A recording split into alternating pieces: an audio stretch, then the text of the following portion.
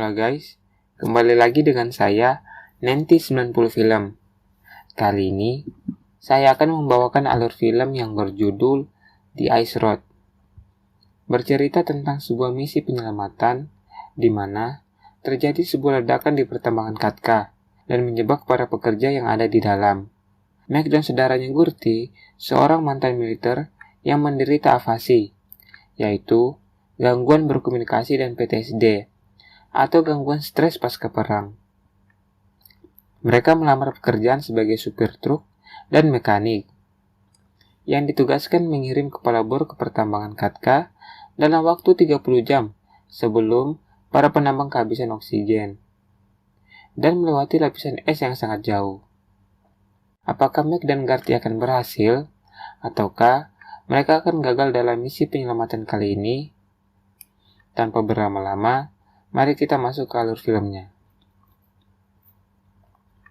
Film diawali ketika para pekerja tambang sedang melakukan pengeboran.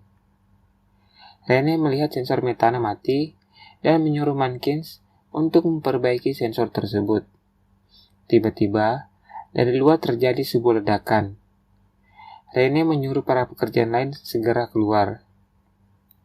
Sebagian pekerja berhasil keluar, tetapi Rene dan pekerja lainnya terjebak di dalam. Scene berpindah. Mac yang baru kembali mengantar barang melihat adiknya Gurti diganggu oleh supir lain. Kemudian, Mike memukul supir tersebut. Akibat dari kejadian tersebut, mereka dipecat dari pekerjaannya. Di adegan lain, CEO dan eksekutif pertambangan Katka berkomunikasi dengan pemerintah. Mereka memiliki masalah untuk membawa kepala bor ke pertambangan Katka.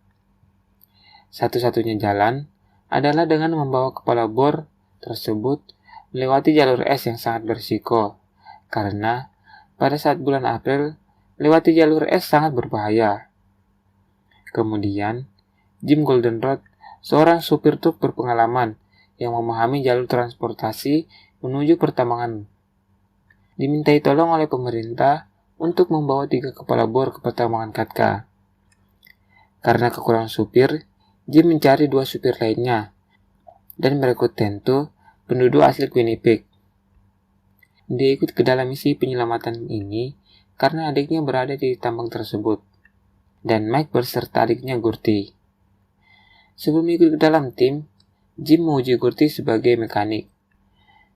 Hasilnya, Jim dibuat terpukau oleh kalian Gurti sebagai mekanik terlepas dari penyakit yang dideritanya. Scene berpindah di bawah tanah. Rene menerima kode Morse dari seorang yang berada di atas.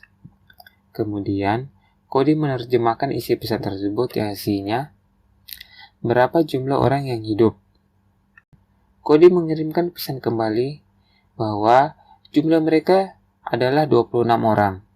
Kemudian orang di atas kembali mengirimkan pesan bahwa mereka akan menyelamatkan mereka dan menunggu kepala bor datang. Di tempat lain, Mike dan kawan-kawan menandatangani kontrak yang isinya jika mereka berhasil menyelesaikan misi ini, maka akan mendapatkan $200,000 yang hasilnya dibagi 4. Varney orang yang dikirim oleh asuransi untuk melindungi investasi Katka. Mereka berempat berangkat secara beriringan menuju pertambangan dengan waktu 30 jam sebelum para pekerja kehabisan oksigen. Mereka akan melewati jalur es Winnipeg sejauh 300 mil dengan waktu tempuh 20 jam. Pada siang hari, jalur es mulai berair diakibatkan panas matahari. Tiba-tiba, terjadi kerusakan pada truk Jim sehingga mereka harus berhenti. Kemudian, mereka berencana menarik mobil Jim, sementara Gurti memeriksa kerusakan.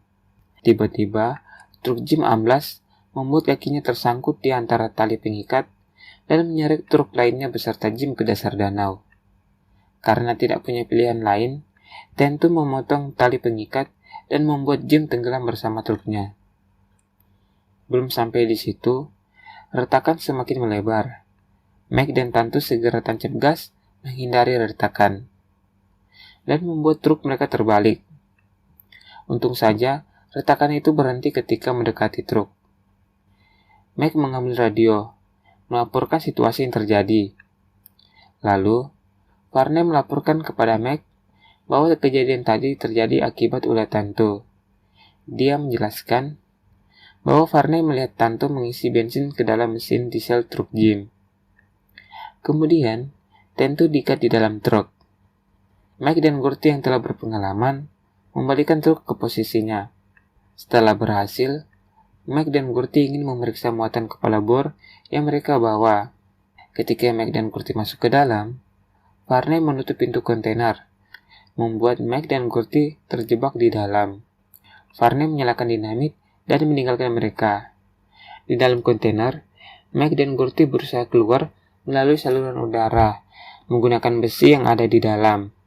Setelah keluar, Mike mengambil dinamit itu dan melemparkannya sejauh mungkin. Varney yang mengira mereka telah tewas melanjutkan perjalanan ke pertambangan. Di daerah Katka, Varney bertemu dengan Matt, pimpinan dari pertambangan Katka. Terungkap bahwa para pimpinan pertambangan Katka ingin misi penyelamatan yang dilakukan Mike dan yang lainnya gagal.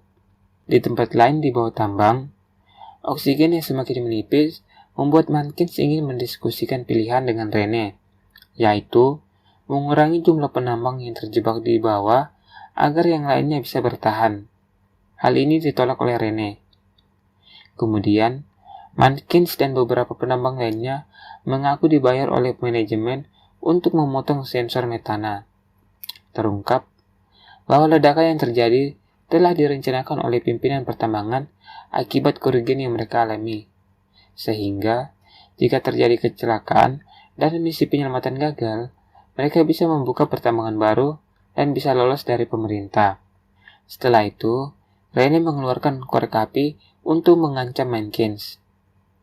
Rene ingin semua orang dapat keluar bersama-sama. Di tempat lain, Tanto berhasil kabur, tetapi dikejar oleh Varney dan bawahannya. Lewat radio, Tanto berhasil menghubungi Mike dan memberitahu rencana Varney. Varney yang memiliki radio mendengar pembicaraan mereka dan memerintahkan anak buahnya untuk mengatasi Mike. Tetapi mereka dilarang menembak agar tidak ada bukti yang tertinggal. Di bawah ancaman pistol, Mike dan Gurty berhasil mengalahkan anak buah Varney. Kemudian menabrak mobil Varney sampai jatuh ke jurang. Varney yang berhasil selamat menuju puncak bukit dan mengambil dinamit. Kemudian meledakkannya, sehingga terjadi longsoran salju. Mike berhasil selamat, tetapi Tanto terluka di bagian bahu, kemudian melanjutkan perjalanan. Varney mengambil truk yang tertinggal dan mengejar Mike. Terjadi kejar-kejaran hingga ke jalur es. Mike keluar dan masuk ke dalam truk yang dikemudikan Varney. Mereka berkelahi hingga akhirnya truk yang dikemudikan Varney menabrak lapisan es dan tenggelam. Di tempat lain, Gurty dan Tanto akan melewati jembatan tua dengan membawa beban berat. Dengan perlahan, mereka melewati jembatan. Saat sampai di ujung, jembatan pun rubuh. Kemudian, truk tergelincir ke belakang. Gurty yang berusaha menutup gerbang jembatan terjepit hingga akhirnya meninggal di pelukan Mike. Setelah itu, Mike dan Tanto sampai di pertambangan dengan membawa kepala bor. Para pekerja yang lain kemudian melakukan proses penyelamatan meskipun waktu 30 jam telah lewat. Setelah menunggu beberapa saat, akhirnya semua penambang yang terjebak di bawah berhasil dikeluarkan dengan selamat, termasuk Cody, adik dari Tanto. Lalu, Rene melaporkan Matt ke wakil menteri, yang akhirnya ditangkap akibat kejahatan yang telah dilakukannya. Tidak ketinggalan, Mike meninju Matt di bagian muka hingga terjatuh. Di akhir film, Mike yang sehabis mengantar muatan bertemu kembali dengan Tanto setelah beberapa bulan tidak bertemu, dengan mengendarai truk barunya yang diberi nama oleh Gurty, Truk. Dan film pun selesai. Terima kasih untuk teman-teman yang telah menonton alur film kita hari ini. Saya Nanti 90 Film.